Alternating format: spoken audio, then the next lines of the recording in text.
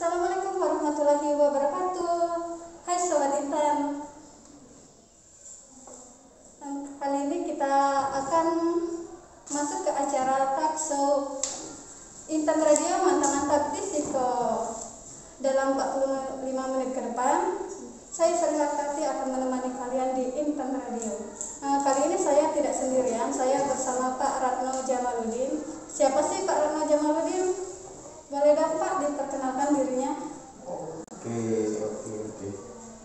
Kirain diperkenalkan ya sama Ibu Sri. Ya lah, tidak. Biar mereka bisa mendengar secara langsung dulu perkenalan dari. Iya, oke. Terima kasih Ibu Sri Hartati. Perkenalkan, nama saya Ratno Jamaludin SPD. Saat ini saya ditugaskan menjadi Kepala Bidang di jurusan Perikanan K3 Perikanan saat ini. Ya mungkin untuk ininya ya di sini di SMK Indra Hartati ini sudah hampir lebih 10 tahun, dan tahun ini baru ini saya ditugaskan untuk memegang jurusan perikanan. Jadi mungkin terus terang juga saya juga masih belajar ya, gimana jurusan perikanan itu. Jadi itu sekilas tentang saya, Ibu Sri.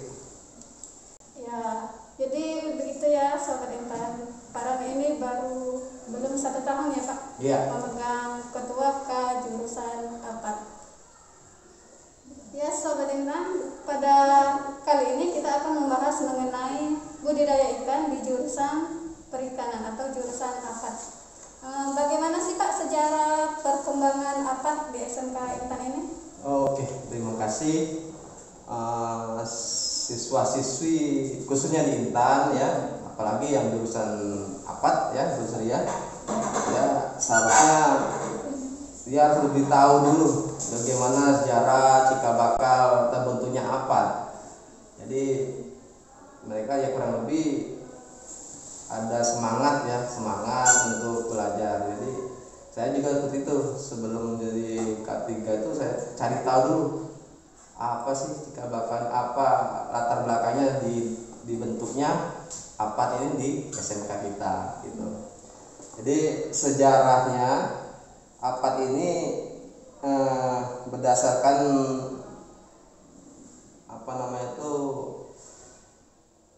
dilihat dari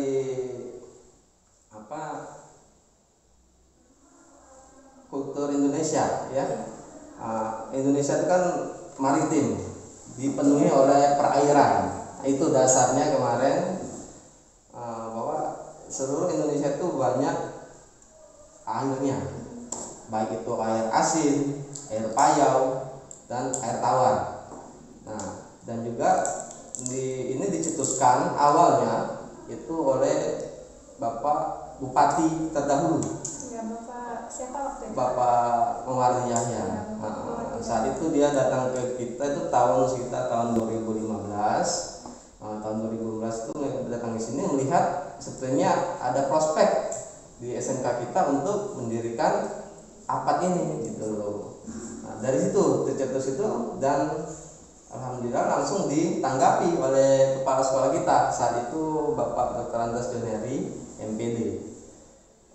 Ditanggapi bahwa Bapak Bupati inginkan bahwa kita dekat rawa kan, dan juga air kita air tawar, maka bagusnya kita buat bentuk jurusan perikanan ini cocok, kata Bapak Bupati, dan akhirnya ditanggapi Pak Sekolah pada saat itu, dan terbentuklah APAT ini di tahun 2017. Itu terbentuknya pada Juli 2017, mulai awal masuk pertama kali angkatan pertama ini. Gitu jadi. Ya, jadi seperti itu ya Pak. Tapi selain itu kayaknya jurusan APAT ini banyak masyarakat yang membudidayakan ikan di rumah-rumah ya Pak. Jadi mungkin itu karena asal mula terbentuk. Iya, bisa jadi ya. Iya Pak Bupati mungkin karena itu juga memiliki ide seperti itu ya. Iya. Karena bisa menjadi penghasilan, menjadi bisnis rumahan. Oh iya, itu pasti nanti kita bahas itu untuk kenapa apa salah satu tujuannya perikanan itu bukan hanya pengolahan, nantinya ada maksudnya bukan hanya pembesaran atau pembibitan, ini ada pengolahan di akhirnya nanti. Iya, ya. Nanti kita akan bahas mengenai itu ya Pak ya. Oke. Ya. Nah untuk selanjutnya visi misi APAT ini bagaimana Pak? Ya, visi misi ya. Yang pertama visi dulu. Jadi visi dari APAT ini yaitu menjadi pusat unggulan penyelenggaraan pendidikan dalam penyiapan sumber daya manusia di bidang teknologi budidaya perikanan. Nah, itu visinya kita. Nah, misi kita itu pertama menyelenggarakan pendidikan vokasi. Pendidikan vokasi itu jurusan ya. Vokasi itu jurusan diganti. Menyelenggarakan pendidikan vokasi yang menghasilkan lulusan profesional dalam mengelola teknologi budidaya perikanan yang ramah lingkungan dan berjiwa kewirausahaan. Nah itu tadi nanti ujungnya ke pengolahan tadi ya. Iya benar. Nomor 2 itu membuat dan mengembangkan inovasi rekayasa teknologi budidaya perikanan untuk memperbaiki efisiensi produktivitas untuk komoditas perikanan unggulan. Nah yang kedua tuh mungkin teknik pengembangan, teknik pengembangan dan pengolahannya itu diperbarui tujuannya. Yang ketiga mengembangkan kemampuan siswa dalam berwirausaha di bidang budidaya perikanan. Yang terakhir menjalin kerjasama dengan masyarakat dan industri, dunia usaha, dunia kerja dan induka. Itu yang terakhir. Jadi selain dia bisa mengolah atau membuat usaha sendiri, kita berharap dunia usaha industri juga bisa menyerap tenaga kerja dari kita, khususnya tentang perikanan gitu. Iya, jadi banyak sekali ya hal yang dapat dimanfaatkan dari jurusan APAT ini ya Pak ya. Insya Allah. Iya. Nah Pak, ini kan tadi berapa Pak? APAT ini sudah memasuki 2017. Sekitar 4 tahun ya Pak? Iya, sudah dua alumni kita ya, sudah dua ya, angkatan. kita sudah memiliki 2 alumni. Nah, untuk menarik minat anak-anak yang sekarang masih SMP, MTS dan sebagainya, apa sih yang bisa membuat mereka kita harus masuk ke jurusan APAT, apa yang bisa kita pelajari di jurusan APAT ini Pak, supaya nantinya mereka mempunyai bekal untuk terjun ke dunia bisnis yang berkaitan tentang perikanan ini Pak. Oh iya, benar. Di perikanan ini sebelumnya para orang tua khususnya saat akan memasukkan anaknya di SMK ini, mereka tuh punya sifat yang pesimis untuk kita ya. Mereka kebanyakan masih belum mengetahui ya Pak ya. Nah jadi dia berpikir ngapain lah masuki ke APAT ya. Toh bisa di rumah buat keramba, beli bibit, kasih makan kan besar, langsung dijual. Nah itu pikirannya. Atau jala kan, jala langsung dapat banyak ikan kan, bisa dijual, dapat duit kan. Nah itu pikiran orang-orang tua. Apa sih yang dipelajari? Nah, sehingga dari pemikiran orang tua itu mereka pesimis. Apa sih gunanya pembelajaran atau jurusan ikan itu katanya. Nah jadi kami di sini alhamdulillah guru-gurunya Bapak saya bilang terbaik lah di bidangnya. Ada khusus dalam pembesaran, ada pengembangbiakannya, ada bagaimana cara membuat pakan. Nah di situ tidak ada dipelajari dalam di rumah-rumah maksud saya. Perlu pembelajaran khusus ya Pak? Khusus, sangat khusus. Kan itu ada, tadi saya jelaskan bahwa visi misi itu ada pengembangan teknologi. Bagaimana misalnya ikan yang misalnya sedikit pembenihannya di sini bisa dikembangkan, bagaimana bisa jadi 2 kali lipat misalnya gitu kan. seperti itu. Nah itu mungkin yang tidak diketahui oleh orang tua. Ya, ya, jadi banyak hal ya Pak yang bisa diketahui ketika kita mempelajari secara keilmuan mengenai pembudidayaan ikan ini Pak ya. Bahkan untuk memindahkan ikan dari wadah yang kecil ke wadah yang lebih besar itu ada prosedurnya Pak ya. Iya. Memang perlu banyak sekali hal yang dipelajari dalam pembudidayaan ikan, tidak bisa sembarangan ya Pak ya. Iya benar. Nah Pak, untuk peluang kerjanya sendiri dalam jurusan APET ini apa sih Pak? Peluang kerja. Ya mungkin bisa dijelaskan karena banyak hal yang dipelajari tadi Pak ya. Bisa dari bisnis kan tadi sudah Bapak jelaskan sendiri. Ya, yang pasti peluang kerja ini banyak ditekankan pada siswa kita. Ini yang pertama, bagaimana cara mengolah ikan di rumah sendiri. Itu yang intinya. Bagaimana cara mengolah banyak untuk menghasilkan dengan benar ikan yang diolah dengan sendiri. Itu yang lebih utama. Yang kedua, peluang kerja yang ditekan pada siswa itu yaitu bagaimana mengolah hasil akhir. Misalnya setelah pasca panen mereka membuat segala macam hasil olahan, contoh bisa jadi nugget ikan lele, dari seluruh bagian ikan itu bisa digunakan semua. Seperti di sekolah kita sudah ada produk satu, yaitu menggunakan tulang ya. Tulang ikan itu kita sudah buat untuk menjadikan kemplang ya. Jadi tulang itu tidak terbuang sampai ke tulang, kulit, apalagi dagingnya ya, jadi semua gitu. dimanfaatkan ya. Itu untuk peluang usahanya, belum dari perusahaan-perusahaan yang kita kaitkan dengan sekolah kita, sehingga kalau siswa-siswa kita ini berprestasi, ini sudah banyak yang sudah bekerja di industri di luar sana. Oke. Ya. Jadi banyak sekali Pak ya peluang kerja pada jurusan APET ini. Mudah-mudahan penjelasan ini bisa membuka mata masyarakat Pak ya untuk ikut serta dalam mendaftarkan anaknya menjadi siswa jurusan APET ini ya Pak ya. Iya, wajib itu. Iya. Karena kita satu-satunya jurusan perikanan di Ogan Ilir. Itu. Ya, satu-satunya jurusan perikanan di Ogan Ilir, sedangkan pembudidayaan ikan ini banyak sekali diminati oleh masyarakat. Iya.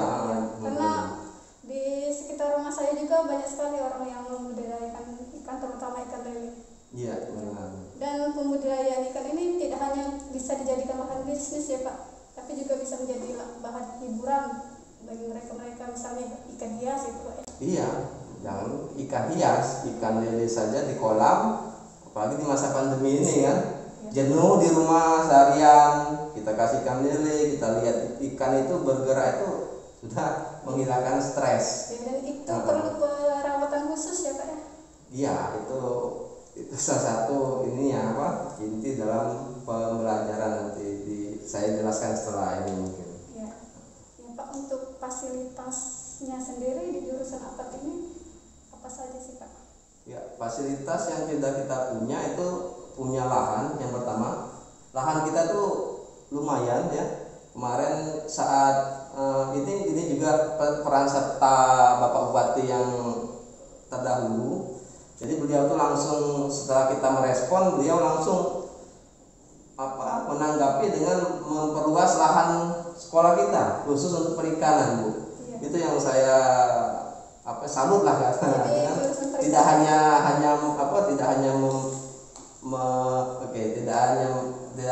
untuk membuat ide, tapi juga langsung turun tangan begitu. Jadi punya lahan, punya lab, dan kolam-kolam sudah ada. Ya, jadi jurusan perikanan ini bukan jurusan yang main-main ya Pak ya? Iya. Karena sudah memiliki respon dari pihak-pihak tertentu seperti Bupati sendiri ya Pak? Iya, insya Allah. Ya Sobat Intan, sebelum kita membahas ke pembahasan selanjutnya, kita break dulu. Mari dengarkan lagu berikut ini. Selamat mendengarkan.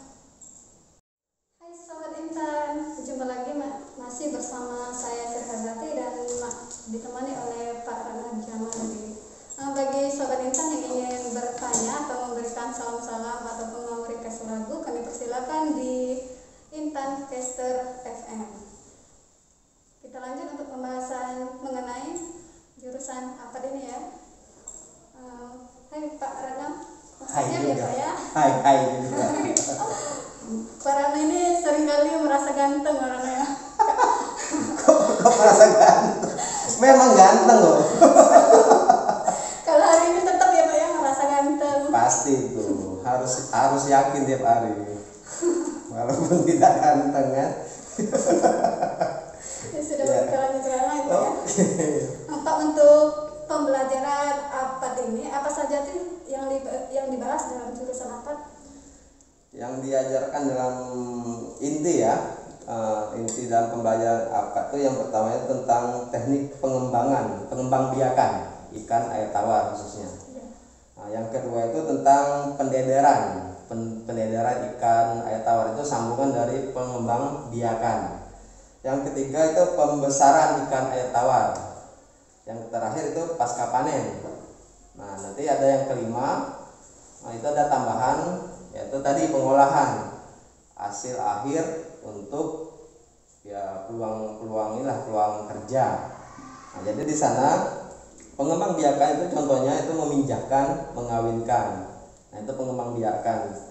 Pengembangbiakan itu ada macamnya juga, ada yang alami, ada yang semi alami, ada yang secara buatan. Itu kalau diterangkan panjang. Nah, yang kedua itu pendedaran ikan. Itu setelah dia setelah dia sudah menjadi benih, ya sekitar umur 5 hari sampai 2 bulan itu kecil-kecil ya, seperti kodok ya, larva, seperti larva itu namanya pendederan. Itu nanti diambil, dipisahkan untuk dibesarkan. Itu yang ketiga, pembesaran langsung. Jadi dari 2 minggu sampai 2 bulan itu namanya pendederan. Ada pendederan, pembesaran. Nah, pembesarannya itu tinggal ngasih pakan, ngasih makan sehingga dia siap untuk dipanen terakhir, yaitu pasca panen. Nah, dalam 4 itulah inti dalam pembelajaran perikanan itu yang dipelajari. Nah, namun setiap intinya itu banyak tekniknya. Nah, di situ yang tidak ada di luar sana, itu intinya. Itu hanya bisa dipelajari di SMK kita, yang didapatkan guru-guru yang profesional, insya Allah dari guru-guru APAT gitu. Ya, tadi kan Bapak beberapa kali menyebutkan air tawar ya Pak ya. Nah, kenapa sih Pak harus air tawar? Ya, karena di daerah kita, khususnya dekat sekolah kita ini, kadar garam yang ada di air kita itu sangat sedikit. Nah, sehingga kenapa itu air tawar, ya itu karena kadarnya sedikit.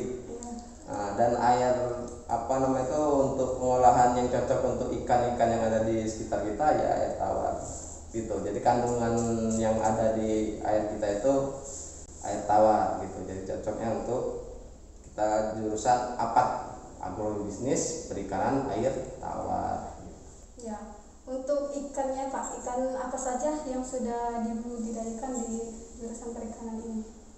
Sebenarnya sudah banyak dicoba gitu ya, dari ikan nila, ikan predator seperti ikan gabus, ikan betok. Namun untuk pengembangbiakan dan pembesarannya itu agak lebih mudah dari ikan lele gitu. Dan juga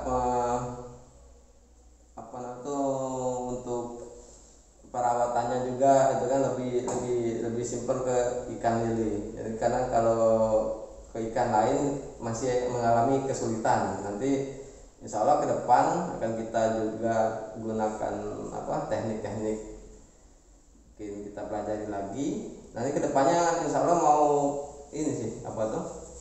pelajari ikan nila. Iya. Jadi semakin dikembangkan Pak ya. Untuk saat ini masih ikan lele kita olah, dari pengembangbiakan, pendederan sampai pengolahan akhir ikan lele yang kita olah untuk saat ini. Ini Pak, untuk bagaimana sih keterampilan dalam bidang pembelajaran ikan? Keterampilan pembelajaran ikan itu ada 3 ya. Keterampilan itu yaitu namanya keterampilan ya, keahlian seseorang dalam mengolah, karena ini perikanan, jadi mengolah dari dia pengembang biakan sampai dia pasca panen, itu namanya keterampilan. Nah, macam-macamnya banyak cara yang kita lakukan untuk melakukan pengembang biakan itu. Yang pertama dengan cara bioplok, yang kedua itu dengan cara aquaponik, yang ketiga dengan mina padi. Itu untuk pengembang keterampilan mengembang biakan atau mengolah, membudidaya ikan gitu loh. Iya, terima kasih ya Pak atas penjelasannya, banyak sekali yang dapat ilmu yang dapat kita manfaatkan dalam pembelajaran apa ini. Nah, sekarang kita sapa dulu Sobat Intannya, bagi Sobat Intan yang ingin bertanya. Oh iya, saya boleh menyapa ya, juga. Ini banyak follower saya di luar sana. Ada di sana grup WA itu banyak fans sama saya. Jadi saya ingin menyapa mereka kan. Seperti apa, grup Layo Club gitu ya. Saya ingin say hi. Terus juga siswa-siswi SMK Intan yang fans sama saya. Oh iya Pak. Insya Allah kita ketemu Senin, insya Allah ya. Mudah-mudahan rencana kita tatap muka ya, tatap muka pertama ya, Senin nanti itu terlaksana dengan baik dan lancar. Gitu. Dan juga saya ingin mengucapkan selamat pada PSPT nih ya. Saya sangat apresiasi pada jurusan ini. Dan ini sudah ada beberapa pertanyaan yang akan kami bacakan. Ini juga ada salam-salam yang sudah masuk ke live chat radio. Katanya nih Pak Rano tampan dapat salam dari anak OSIS. Nah, ini salah satu fans Bapak ya. Oh iya, sudah biasa ya itu. Ya, selanjutnya sambil daring dengerin Intan Radio, oke. Oh sih, mantap. Nah, Terima kasih. Pak, ini ada pertanyaan, kita selingi dengan pertanyaan ya. Oke. Apa tuh Pak teknik keterampilan bioplok? Oh ya, keterampilan bioplok itu mengubah kotoran. Jadi kita tuh mengembang biakan ikan, tapi memanfaatkan kotoran seperti kotoran sapi, kotoran ayam, kita buat produk untuk sekalian untuk pakan ikan tersebut. Jadi dua pulau terlampaui seperti itu. Jadi ikannya kenyang, lingkungan bersih, indah dan nyaman gitu. Iya. Seperti itu kira-kira. Iya, terima kasih atas jawabannya Pak. Kita ke selanjutnya ya Pak ya. Halo Intan Radio, saya Alia, mau nanya nih, alumni dari jurusan apa udah kerja di mana aja sih Pak? Oh ya, kalau kerja ini sudah banyak di dunia industri, dan data kemarin terakhir itu yang pasti kita sudah ada di perusahaan perikanan pastinya, saya lupa itu, dan juga banyak sudah kuliah di jurusan perikanan. Yang sekarang di Unsri itu sudah ada 2 orang tahun ini ya.